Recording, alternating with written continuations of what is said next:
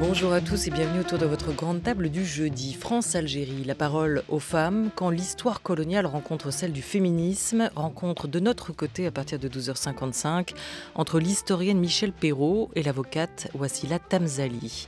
Mais d'abord, il met en scène 88 fois l'infini, une pièce pour un duo de comédiens, François Berléand et Nils Arestrup, écrite par Isabelle Lenouvelle, à voir jusqu'au 1er janvier au Théâtre des Bouffes parisiens.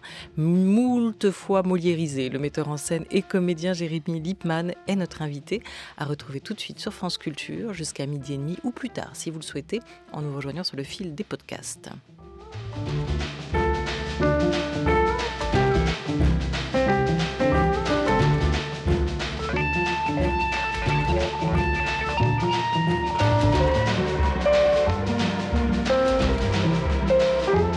La grande table. Olivia Gesbert. 88 fois l'infini, c'est le titre de cette pièce qui fait référence aux 88 touches d'un piano noir ou blanche. Pianiste, compositeur mondialement reconnu, Andrew retrouve le temps d'un dîner son demi-frère Philippe, venu lui rapporter une valise de souvenirs qui lui revient après la mort de leur père. Ces deux-là ne se sont pas vus depuis 13 ans, depuis que Andrew est parti avec Hélène, la femme de Philippe. Alors petit à petit, l'alcool aidant, les carapaces se fissurent, l'un a dû gérer l'absence de père, l'autre le trop-plein de père. Secret et colorique, ce même père. Oui, bon, j'ai crevé de ton absence, tu as crevé de sa présence, on ne va pas se tomber dans les bras, dit Nils Arestrup en Andrew dans la pièce. Et pourquoi pas? Bonjour, Jérémy Lippmann. Bonjour. Berléand, Arestrup. C'est la rencontre de deux grands comédiens, de deux fortes personnalités sur scène actuellement. Comment faire pour que sur scène, justement, ces deux personnalités-là s'équilibrent, qu'elles ne se dévorent pas? Écoutez, ça a été tout le chemin autour de 88 fois. Quand on a deux acteurs tels que François et Nils, on se dit, oulala, comment on va s'y prendre? Alors, la chose qui est pour moi le plus important quand on commence ce genre de travail avec deux acteurs, comme ça, c'est l'écoute et de les amener, au fond, chacun à être un endroit d'incarnation et de chercher la vérité de ces 13 ans sans s'être vus, et la vérité de ce qu'ils ont à se dire. Et c'est là où il y a quelque chose d'universel dans cette pièce. C'est que chaque famille a des choses enfouies. Chaque rencontre comme Noël, tout ça, peut proposer à une famille de faire éclore les choses. Et quelquefois, l'alcool aide un petit peu à tout ça. Et à partir de là, c'est un chemin qui s'ouvre, un vide. Et c'est ce que j'ai cherché à faire avec François et Nils. Ils en boivent beaucoup sur scène. C'est du thé froid? Ah, bien sûr. C'est pas du whisky? Bien sûr. C'est vrai? Oui. Promettez? Promettez. D'accord, parce que les cigarettes sont vraies par contre. Exactement. Ça, c'est Nils Arestrup qui les fume de manière compulsive. Dans la pièce, le point d'équilibre, c'est presque la troisième personne, en tout cas, de cette pièce. C'est une absente et c'est Hélène. Elle n'est pas là, mais elle est au cœur du dispositif que vous avez imaginé. Alors on tente de la joindre pendant la pièce, puis le téléphone sonne, personne ne répond. Les deux hommes parlent d'elle. Qu'est-ce que cette mise en retrait de cette figure d'Hélène, la femme à ce moment-là d'Andrew, mais qui est l'ex-amoureuse de Philippe, donc cette femme que ces deux frères se sont partagés, pas au même moment, qu'ils ont aimé l'un et l'autre passionnément, qu'est-ce que cette mise en retrait de la figure d'Hélène qu'on ne verra jamais permet? Alors ça, c'est vraiment le travail remarquable d'Isabelle Lenouvelle, l'auteur, qui arrive à tisser en fait ces deux personnages. Donc il y a vraiment Hélène qui est au cœur, c'est elle qui a nourri cette rencontre. Sans elle, il n'y aurait pas eu de rencontre et ces deux frères ne se seraient jamais revus. Il n'y a que les femmes pour faire ça, pour nourrir des rencontres entre hommes, d'une certaine façon, qui préfèrent rester dans le silence.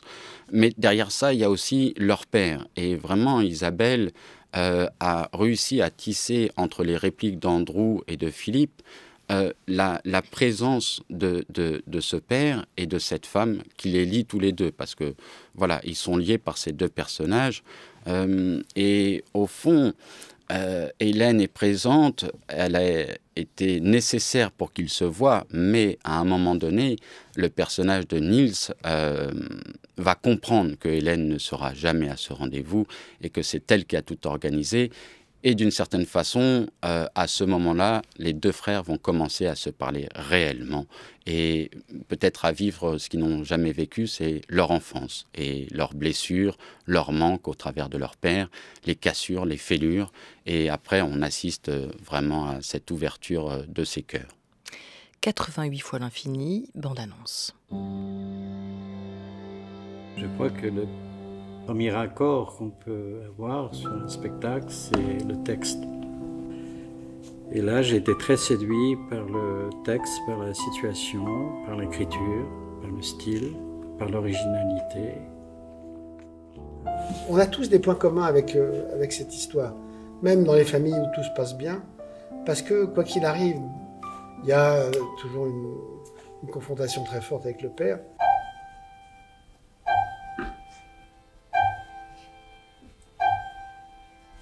Laisse ce piano tranquille, s'il te plaît. Oh, bah quoi, il s'en est tout seul, ton piano? Tu arrêtes maintenant, tu arrêtes. Tu rentres dans mon piano! Merde! Un jeu d'échecs, un piano, une valise sur scène également, qui vont contribuer à ce rapprochement de ces deux frères incarnés, joués par Niels Arestrup et François Berléand sur la scène du Théâtre des Bouffes parisien. Pièce que vous avez mise en scène, Jérémy Lippmann. Famille, je vous hais. Berléand a raison dans cet extrait qu'on vient d'entendre. La famille reste le lieu privilégié du drame, des drames. Oui, bien sûr. Et justement, je crois que ça, c'est quelque chose qui constitue l'humanité. Mais d'une certaine façon, au travers de 88 fois, il y a aussi l'amour qui est distillé de partout. Mais il est vrai que l'homme a plus de mal à nommer l'amour et d'un seul coup à dire « je t'aime ». Et vraiment, je reviens à ça, mais ce qui est fou, c'est que c'est une femme qui écrit une histoire sur deux hommes. Isabelle connaît bien les hommes, c'est un sujet qui l'intéresse profondément. Mais voilà, ce que François dit, je crois que tout le monde pourrait être d'accord avec lui. Voilà, une famille, c'est compliqué. Plus on avance, plus il y a des choses qui ne se disent pas. Et en même temps, moi, il y a une chose qui est importante, j'ai voulu aussi le traiter avec un certain cynisme qui peut s'apparenter aussi à de l'humour. Pour que la dramaturgie de cette pièce-là puisse passer, il fallait aussi proposer de l'humour. Voilà, que ça devienne une tragicomédie, pour que ça soit théâtralisé tout ça, parce qu'une vie de famille, c'est théâtral. Et donc ça, c'est François qui s'en empare de cette partie-là. Et il est vrai qu'il est remarquable dans ce personnage de Philippe, parce qu'il a le rythme. C'est un acteur, moi, que je ne connaissais pas, parce que j'avais travaillé avec Niels sur un autre spectacle. Rouge, on va y revenir. Sur le peintre Rothko, donc on se connaissait, mais je ne connaissais pas François. Et François est juste un Stradivarius, c'est hallucinant, quoi. C'est-à-dire qu'il est d'une précision, il est génial, il est génial. François Berléand, ouais. Voilà, il est génial, Stradivarius, ouais. Génial. Ouais. Il y a du piano aussi dans la pièce, donc comme ça, on reste dans la métaphore instrumentale et musicale avec vous, Jérémy Lippmann, sur cette pièce pleine de fantômes quand même, parce que le père est le grand absent. Et vous disiez l'importance aussi de ce récit familial. Isabelle Le Nouvel, elle s'en est pas cachée, elle s'est inspirée aussi de la vie de Niels Arestrup pour écrire cette histoire, pour tricoter cette pièce. Lui aussi n'a pas connu ou très peu son père, qui a fini par partir. Il y a certains éléments comme la rencontre du père avec sa deuxième femme qui se joue en un instant à la gare, alors que le père s'apprêtait à rejoindre les États-Unis, qui va finalement rester en France, qui sont aussi inspirés de cette histoire-là, celle de Niels Arestrup. C'est une pièce pleine de fantômes, dont le fantôme du père.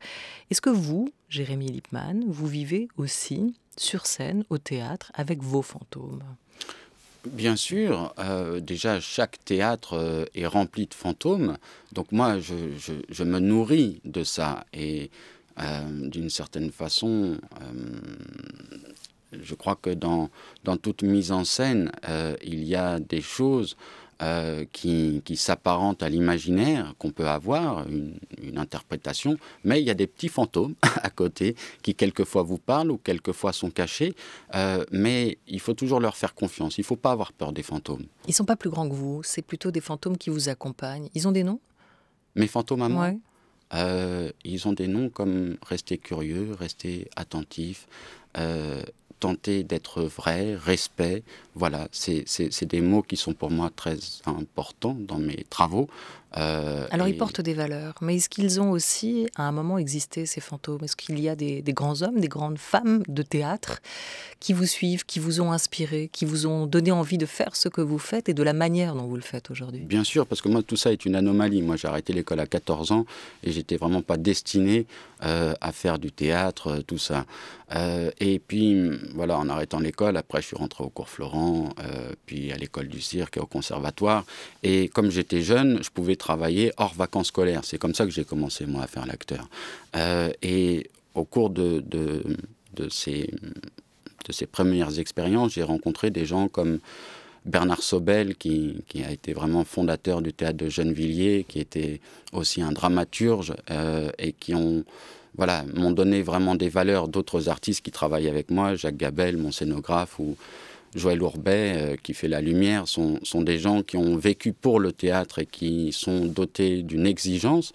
Et pour moi, il est important, je crois, aujourd'hui, dans une ère de rapidité où les gens sont en attente de résultats, mais tout le chemin, pour moi, reste les choses les plus importantes à produire. Vous avez fait vos débuts, Jérémy Lippmann, à la mise en scène avec du Jon Fosse. Vos premiers spectacles en 2008 avec Emmanuel Berco, puis avec Nathalie Baye sur des textes de Jon Fosse. Votre auteur fétiche en montant Quelqu'un va venir et Hiver. C'est un écrivain norvégien et justement paraît en cette rentrée aux éditions Christian Bourgeois. De lui, L'autre nom, à retrouver pour ceux qui aiment ses textes, pour ceux qui aiment sa langue. On écoute Jon Fosse. En fait, quand j'écris, je ne pense pas vraiment à ça. J'essaie simplement d'écrire quelque chose d'aussi vrai que possible, mais je ne pense pas vraiment au destinataire du texte. Voilà. Mais il se trouve par ailleurs que la manière dont j'écris ouvre beaucoup de possibilités de jeu, en fait, aux acteurs, aux metteurs en scène. On peut les jouer, on peut les mettre en scène de manière très très différente, et je pense que c'est dû aussi à ma manière d'écrire. Det är stort rum för andra och andras liv och visioner då. Il y a effectivement du champ pour les autres, pour d'autres visions. I min måte att skriva på. Dans ma manière d'écrire. En fait, je pense que mes textes sont à la fois très fermés, enfin tissés de manière extrêmement dense, et en même temps, ils sont très ouverts. Ça peut paraître paradoxal, mais je crois que c'est justement dans ce paradoxe, quand ça fonctionne, quand j'écris quelque chose de réussi, je pense que la qualité du texte se trouve justement dans cette qualité assez paradoxale. Voilà, vous diriez de même, Jérémy Lippmann, sur la langue du dramaturge Jon Fosse, cette ouverture, ces espaces qu'il laisse. Oui, il laisse vraiment des respirations, et au fond, là, ce que j'étais scié de l'entendre comme ça, parce que il a un humour dans sa voix, il rigole, alors que quelquefois en France, on lui donne une place vraiment lourde où la dramaturgie est au cœur, alors que quand il parle de chant, c'est plus ça, moi, qui m'a intéressé chez cet auteur-là, parce qu'à l'intérieur, il offre un gouffre pour les acteurs. C'est-à-dire que les intentions sont creusées vraiment, vont très très loin quand on attaque ce genre de texte-là. Il y a Lars Norén aussi que j'adore. Lars Norén, voilà. Vous allez voir vers le Grand Nord, ouais, pour beaucoup. Ouais. L'autre nom, ces deux premiers tomes de la septologie de Jon Fosse qui viennent de paraître chez Bourgeois. Ce texte qui se déroule sur quelques heures de la vie d'un homme confronté aux grandes questions de l'existence. On retrouve là encore l'idée du deuil, de la mort, de ces silences qui vont à un moment nous permettre de nous retrouver, ou au contraire de trouver la bonne distance, de se séparer des autres. C'est aussi un auteur qui manie ces thèmes qu'on vient d'évoquer avec cette première première pièce, 88 fois l'infini, des thèmes qui sont importants et pour vous à traiter et que le théâtre peut faire résonner, ces grands thèmes existentiels. Oui, parce que voilà, au théâtre, il faut que l'écriture soit vraiment forte. Et moi, ce qui m'intéresse dans mes travaux, et c'est pour ça que j'ai vraiment déliré avec 88 fois l'infini, c'est que on a des personnages qui s'ouvrent et à partir de là, pour le spectateur, il va rentrer vraiment dans l'intimité, dans les antres des personnages. Et je crois que c'est ça qui est intéressant à mettre en scène, et surtout mettre en scène, c'est pour le spectateur, pour que lui, ça devienne jouissif d'une certaine façon. Dans Coupable, qui se joue actuellement jusqu'à la fin décembre au studio Marigny avec l'acteur Richard Anconina, c'est un seul en scène. Anconina pour la première fois sur les planches. On retrouve une ambiance sonore assez présente, des bruits du dehors, une musique planante, répétitive, comme dans ce 88 fois l'infini que vous mettez en scène également, Jérémy Lichtman, en ce moment. Pourquoi ? Quelle place vous donnez, vous, à la musique ? Est-ce que vous diriez qu'elle contribue dans des pièces comme celle-là, à nous immerger dans le texte, dans ce huis clos aussi que vous cherchez à créer, hein, entre la salle et la scène. Voilà, c'est une immersion, mais là, comme justement on est à la radio, y a quelque chose où la voix laisse place à l'imaginaire. Aujourd'hui, l'image est assez roi, est omniprésente. Et je crois que de revenir à cet outil qui est le son, une atmosphère, crée beaucoup plus d'imaginaire à un spectateur que juste si on lui plaque des images. Donc il n'y a plus de perspective, il n'y a plus de plan. C'est-à-dire que ça s'arrête là, à ce qu'on propose. Le son, d'un seul coup, ouvre vraiment des sens chez les spectateurs très forts. Et ce projet-là, qui est l'adaptation d'un film danois, de Guilty, il y avait vraiment de ma part une envie de placer le spectateur en immersion totale, qui soit actif et pas passif, qui passe 1h20 avec Pascal Zanetti, le personnage qu'interprète Monsieur Anconina, et voilà, d'essayer d'une certaine façon qui ressentent les mêmes choses et qui soient dans le même présent. Voilà, qu'il y ait vraiment une temporalité. Et pour ça, l'outil du son est vraiment extraordinaire, quoi. Mais de toute façon, vous adorez ça, la musique, mettre en scène aussi, Joe Starr, Sofiane Pamar. Il y a quand même toutes ces collaborations aussi que vous travaillez depuis quelques années, et il y en aura d'autres. Comment ça se passe de jouer avec des musiciens, de mettre en scène des musiciens? C'est encore autre chose. Oui, mais d'une certaine façon, c'est la même chose. Moi, j'ai un espace, donc c'est une cage de scène, que ça soit pour la musique ou pour le théâtre ou pour d'autres choses. La musique, c'est des mots aussi. Donc, il y a une dramaturgie qui s'opère. Quand j'ai mis en scène, par exemple, NTM, j'ai fait de la dramaturgie. Les textes de NTM sont d'une véracité et d'une actualité encore aujourd'hui redoutable. Donc, à partir de là, c'est la même façon de faire pour moi. Après, je crois qu'aujourd'hui, moi, dans ma petite démarche, ce qui m'importe, c'est de décloisonner un petit peu les choses et d'essayer de faire venir la jeunesse dans les salles de théâtre ou dans les salles, comme je viens de faire là, à la scène musicale, qui est un auditorium, donc qui est classique. Là, c'était la rencontre justement entre Sofiane Pamar et Joe Starr. Et Didier, que j'ai fait avec Pierre Grillet. Pour moi, c'est très important. Par exemple, là, c'était d'évoquer des poètes tels que Pouchkine, tels que Antonin Artaud, Bukowski, qui, dans la jeunesse, si on parle de ça, ils ne vont pas savoir qui c'est. Ce n'est pas grave. Mais quand c'est emprunté par un rappeur comme Didier, un artiste, et mis en musique classique, il y a une confrontation et d'un seul coup, j'ai eu des jeunes qui m'ont dit « mais c'est trop génial, la poésie, c'est rock'n'roll, c'est mortel ». Donc voilà, moi, c'est des choses qui sont importantes parce que sinon, on n'aura plus personne dans nos salles bientôt. Bon, Didier, c'est Joe Starr, hein, parce que tout le monde l'appelle pas Didier quand même. Ça, c'est réservé à ceux qui travaillent avec lui. Ouais. Non, si je me permets de faire ça, c'est que c'est les gens aussi... Non, je dis pour ceux qui nous écoutent. Oui, mais voilà, bon. Ouais. Voilà. Et Mathieu Chédid, il y a des projets aussi avec Mathieu Chédid. Oui, nous avions collaboré sur son dernier spectacle. Voilà, ça c'est vraiment une autre relation que nous avons, c'est d'échange. Donc voilà, on échange énormément et j'ai un regard sur ces projets. Et là, il y a une nouvelle chose qui devra arriver dans pas longtemps. Et vous ne nous direz pas quoi? Non, je lui laisserai la primeur de parler de son projet.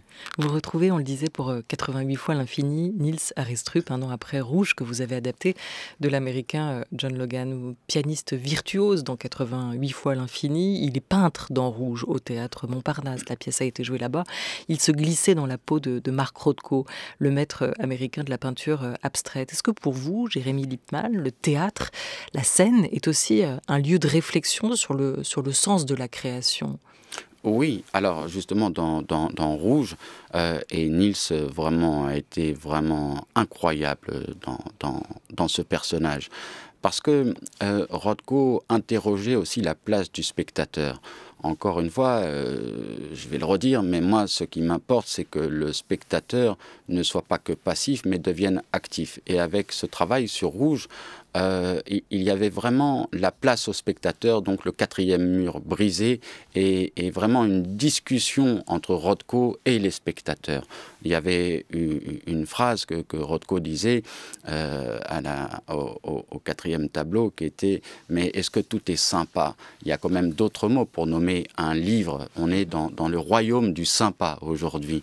Et je trouve que par rapport à tout ce qui se passe, tout ce qui environne le paysage culturel et tout, je crois que c'est intéressant encore de se poser des questions, de s'interroger et de se dire est-ce qu'on respecte le spectateur ? Nous, sans spectateur, on ne fait rien. Voilà. Et comment ne pas être plus bavard que son art aussi, hein, tenter de transmettre cette passion pour l'art sans la commenter en permanence. Vous avez fait le cours Florent ? Oui. L'école du cirque, oui. Le conservatoire, oui, avec Catherine Yegel, qu'on recevait récemment, et Daniel Mesguich pour professeur. Vous avez une génération d'écart avec des acteurs comme Niels Arestrup, mais vous êtes de la même école. Est-ce qu'il y a des affinités théâtrales entre cette génération, celle d'un Arestrup, et la vôtre ? Ben, c'est ce que je vous disais, moi je me nourris d'eux, je suis comme un enfant quand je les vois et quand je les vois travailler. C'est-à-dire qu'ils sont dotés d'une exigence et Niels, voilà, c'est un immense interprète, mais il est d'une exigence redoutable, mais dans le bon sens du terme. C'est-à-dire qu'il va creuser les intentions, il est dans la vérité pure et il ne laisse rien au hasard. C'est-à-dire que chaque chose qui est dite, chaque soir, dans 88 fois, elle est dite par nécessité. Ce n'est pas un dialogue, ce n'est pas une réplique qu'il connaît. Il l'a dit parce qu'il a besoin de la dire. Et ça, quand on voit ça, on est juste subjugué et on se dit, c'est pour ça en tous les cas que moi j'ai voulu faire du théâtre et c'est ça qu'il faut essayer de faire perdurer. Vous en parlez comme si vous étiez très en retrait dans ce type de mise en scène, mais par exemple quand vous mettez en scène Anconina, qui était un acteur plutôt de cinéma, La vérité si je mens, Ciao Pantin, et que vous allez pour la première fois l'aider à faire ce passage sur scène, vous devez être un peu plus directif, on l'imagine. Est-ce qu'il y a beaucoup de tics à corriger chez un acteur de cinéma quand il arrive au théâtre ?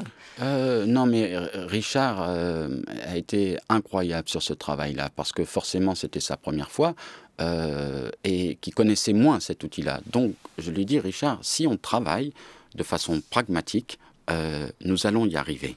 Et il a travaillé comme rarement j'ai vu un acteur travailler, ce qui donne, voilà, aujourd'hui, je crois qu'il est assez récompensé par les spectateurs qui viennent voir coupable, mais c'est vraiment là issu du travail, voilà. Et vous, comment vous travaillez quand vous êtes comédien ?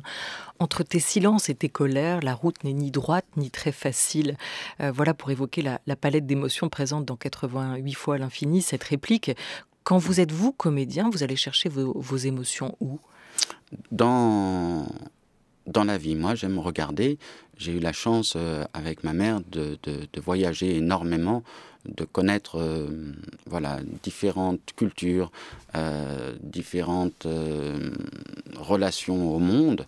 Et j'essaye, je crois, voilà, moi je regarde les autres, je me nourris de chaque petite situation. Et après, quand je travaille un personnage, je les intègre en moi et j'essaye de faire jaillir ces fantômes et d'un seul coup, après, d'être aussi un endroit juste et de vérité, mais je suis dirigé.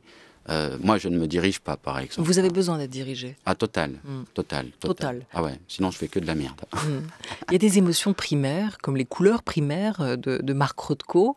Je ne sais pas, la colère, la culpabilité, la jalousie, que vous aimez particulièrement interpréter.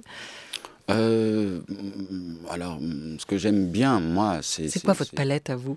Ma palette de quoi? D'acteurs? D'émotions? D'émotions. Oh là là, ça c'est une question... Les couleurs dans lesquelles vous aimez puiser. C'est une question assez dingue.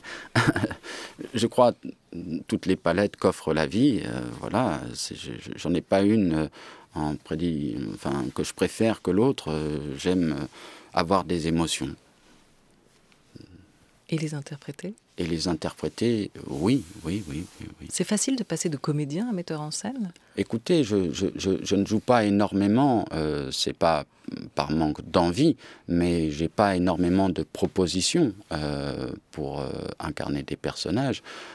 Par contre, quand j'en ai, j'essaie d'être très attentif parce que, voilà, être acteur, c'est quand même s'envoyer dans un voyage pendant 1 an autour d'une pièce, et il faut être vraiment sûr et surtout aimer son personnage et avoir envie de le défendre.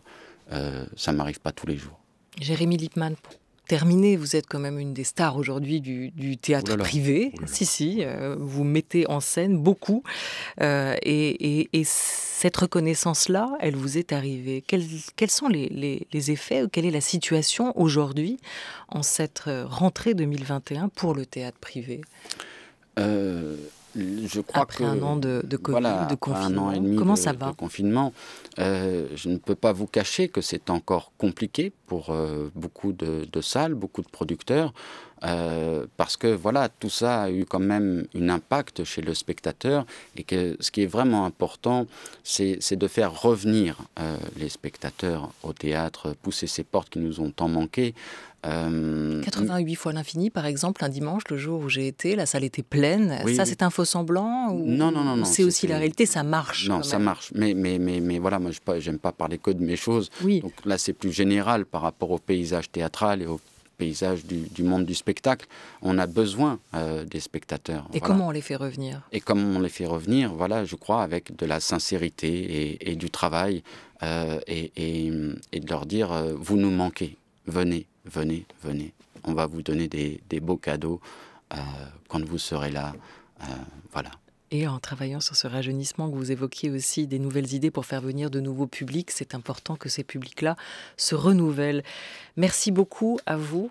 Merci à vous. Lippmann, d'avoir été avec nous aujourd'hui, ce jeudi, pour parler de ce spectacle, à la fois de cette pièce avec Niels Arestrup et François Berléand, 88 fois l'infini. Également évoquer le partage d'un songe avec Joe Star et Sofiane Pamart, que vous avez imaginé pour la scène musicale. On n'a pas parlé d'Olivia Ruiz. Voilà, mais elle joue en ce moment. Voilà, au Bouffe du Nord. Et je vous invite vraiment, enfin, je ne peux pas vous inviter tous, mais je vous invite à franchir les portes des Bouffes du Nord pour voir Olivia, qui fait un spectacle qui s'appelle Bouche cousue et qui est d'une densité incroyable. Voilà, l'autre Olivia Ruiz. Merci beaucoup, Jérémy Lippmann. France Culture, l'esprit d'ouverture.